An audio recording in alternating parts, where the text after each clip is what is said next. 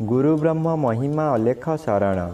नमस्कार दर्शक वृंद, आपण मानंकु आजिर राशिफल कार्यक्रम मु एस कुमार स्वागत जनाऊँगी। प्रतिदिन निजर राशिफल जानिबा पाई गुरुकृपा यूट्यूब चैनल को सब्सक्राइब करंतु और पाखरे थिबा बेल आइकन को प्रेस करी ऑल नोटिफिकेशन ऑन करी दियंतु, जहा फଳରେ आमे जेतेबेले वीडियो अपलोड करिवो प्रथमे आपण वीडियो देखि पारिबे। आमर यही वीडियो रे आपण संपूर्ण पंचांग सहित मेष ठारू मीन पर्यंत 12 गोटी राशिर राशिफल विषय रे जानि पारिबे। वीडियो को दयाकरी शेष पर्यंत देखंतु। वीडियोटी भल लागिथिले वीडियो को लाइक करंतु एवं आपणक प्रियजन पाखु शेयर करी जणांतु। एबे आसंतु जानिबा आज दिनर संपूर्ण पंचांग विषय। आज 2026 मसीहा फेब्रुआरी मास 26 तारीख गुरुवार, दिल्ली स्वराब्द सन 1433 साल, स्वाधीन भारताब्द 79 वर्ष, महिमाद 199 वर्ष। उत्कल गजपति श्री श्री गजपति दिव्यसिंहदेव महाराजांकर 69 अंक। सौरस्व फाल्गुन मास 14 दिन, चांद्रमते फाल्गुन शुक्लपक्ष दशमी तिथि रात्रि 11 घंटा 10 मिनिट पर्यंत। आजिर सूर्योदय विरजा क्षेत्र को 6 घंटा 10 मिनिट, कुंभ लग्न 1 दंड 45 लिटा गते उदय। आजिर सूर्यास्त विरजा क्षेत्र को 5 घंटा 44 मिनिट, सिंह लग्न 2 दंड 29 लिटा गते अस्त। आज मिथुन चंद्र 60 दंड, मृगशिरा नक्षत्र दिवा 10 घंटा 58 मिनिट पर्यंत। एहा परे आरद्रा नक्षत्र। आज जन्मित शिशुर मिथुन राशि, शूद्र वर्ण देवगण, दिवा 10 घंटा 58 मिनिट गते नरगण। आज मृत व्यक्तिर पुष्कर दोष नाही। निषिद्ध खाद्य आज कलम भोजन निषेध अटे। आजिर अमृत जोग रात्रि 1 घंटा गते शेष रात्रि 3 घंटा 22 मिनिट मध्य। आजिर महेंद्र जोग प्रातरु दिवा 7 घंटा 47 मिनिट मध्य एवं दिवा 9 घंटा 11 मिनिट गते 12 घंटा 35 मिनिट मध्य। आजिर कालबेला एवं बारबेला अपराह्न 3 घंटा 38 मिनिट गते 5 घंटा 44 मिनिट मध्य। आजिर कालरात्रि रात्रि 12 घंटा 1 मिनिट गते 1 घंटा 35 मिनिट मध्य। आजिर राहुकाल मध्याह्न 1 घंटा 30 मिनिट ठारू अपराह्न 3 घंटा मध्य। आज कन्या राशिर घात चंद्र दिवा 10 घंटा 58 मिनिट गते कुंभ राशिर घात नक्षत्र। बिछा राशिर घात तिथि। तुला राशि और कुंभ राशिर घात बार। प्रिय बंधुगण, एबे आसंतु जानिबा मेष ठारू मीन पर्यंत 12 गोटी राशिर राशिफल विषय रे।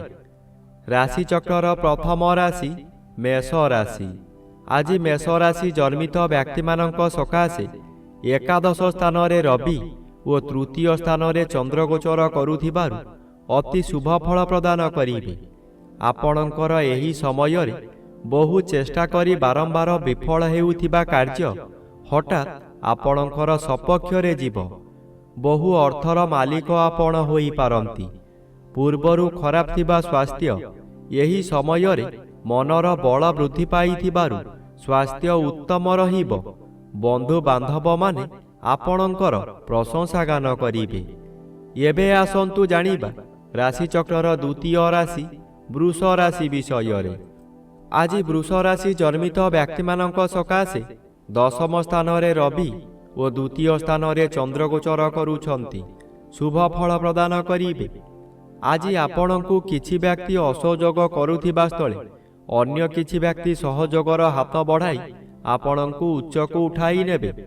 बाधा आसुथिबा स्थानरु विलंबरे हेउ पछे सफलता मिलिबो। आपणकर उद्यम फलप्रद हेबो। उत्तर दिगरु कौनसी व्यक्ति आपणक सहित जोगाजोग करी शुभ खबर देबे। एबे आसंतु जानिबा राशि चक्रर तृतीय राशि ମିଥୁନ ରାଶି ବିଷୟରେ। ଆଜି ମିଥୁନ ରାଶି ଜନ୍ମିତ ବ୍ୟକ୍ତିମାନଙ୍କ ସକାଶେ ଶ୍ରୀଚନ୍ଦ୍ର ଗୋଚର କରୁଛନ୍ତି। କିଛି ଶୁଭ ଫଳ ମିଳିବ। ଏହି ସମୟରେ ଗୃହରେ କିଛି ମାଙ୍ଗଳିକ କାର୍ଯ୍ୟ ହୋଇପାରେ। ଖୁବ୍ ଧୁମ୍ଧାମ୍ରେ ଆନନ୍ଦ ଉତ୍ସବ ପାଳିବେ। ନିଜ ପାଖରେ ଅର୍ଥ ଥାଉ କି ନ ଥାଉ ସ୍ୱାଦିଷ୍ଟ ଭୋଜନ କରି ନିଜେ ଭୋଜନ କରିବା ସହିତ ପରିବାର ଲୋକଙ୍କୁ ଖୁଆଇ ଆନନ୍ଦ ଅନୁଭବ କରିବେ। ଆଜି ଦିନରେ କଦାପି ନୂତନ ଗୃହ ଆରମ୍ଭ କରନ୍ତୁ ନାହିଁ। ଗୃହ ଆରମ୍ଭ କଲେ ତାହା ଅଧାରୁ ବନ୍ଦ ହୋଇପାରେ କିମ୍ବା କୌଣସି ଅଘଟଣ ଘଟିପାରେ। ଏବେ ଆସନ୍ତୁ ଜାଣିବା ରାଶିଚକ୍ରର ଚତୁର୍ଥ ରାଶି କର୍କଟ ରାଶି ବିଷୟରେ। ଆଜି କର୍କଟ ରାଶି ଜନ୍ମିତ ବ୍ୟକ୍ତିମାନଙ୍କ ସକାଶେ ଅଷ୍ଟମ ସ୍ଥାନରେ ରବି ଓ ଦ୍ୱାଦଶ ସ୍ଥାନରେ ଚନ୍ଦ୍ରଗୋଚର କରୁଛନ୍ତି ଅଶୁଭ ଫଳ ପ୍ରଦାନ କରିବେ। ଆଜି ମନ ମଧ୍ୟରେ ଦୁଶ୍ଚିନ୍ତା ବଢ଼ିଯିବ। ଆପଣ ଯାହା ବି କରନ୍ତୁ ତହିଁରେ ଖର୍ଚ୍ଚ ବ୍ୟତୀତ ଲାଭର ପ୍ରଶ୍ନ ଉଠୁନାହିଁ। ଏହି ଦ୍ୱାଦଶ ଚନ୍ଦ୍ରରେ ଅତିରିକ୍ତ ବ୍ୟୟଭାର ବଢ଼ିଯିବ। ଆପଣ ହତାଶ ହୋଇଯିବେ। ସୁଖ ସନ୍ଧାନରେ ବିଭିନ୍ନ ସ୍ଥାନକୁ ଯାତ୍ରା କରିବେ।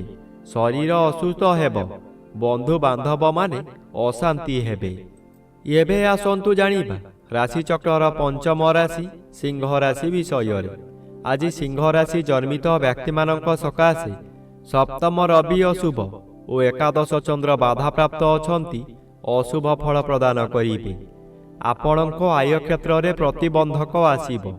ଯେଉଁ କାର୍ଯ୍ୟ କରି ଆପଣ ଭଲ ଦୁଇ ପଇସା ରୋଜଗାର କରୁଥିଲେ ସେହି କାର୍ଯ୍ୟ କରି ଆପଣଙ୍କୁ ବହୁ କ୍ଷତି ସହିବାକୁ ପଡ଼ିବ।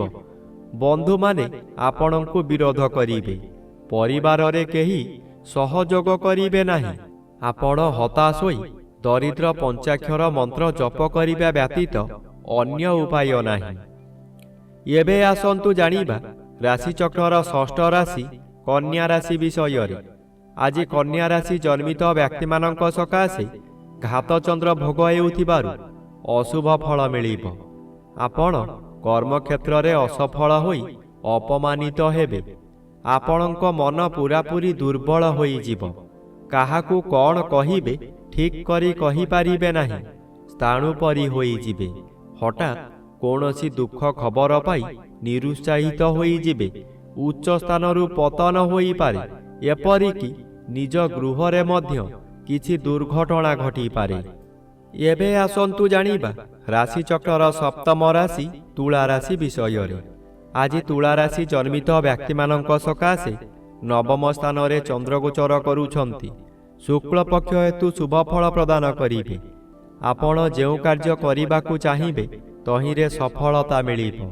ବିଶେଷ କରି ଏହି ସମୟରେ ଜନମଙ୍ଗଳ କାର୍ଯ୍ୟକ୍ରମରେ ଯୋଗ ଦେଇପାରନ୍ତି।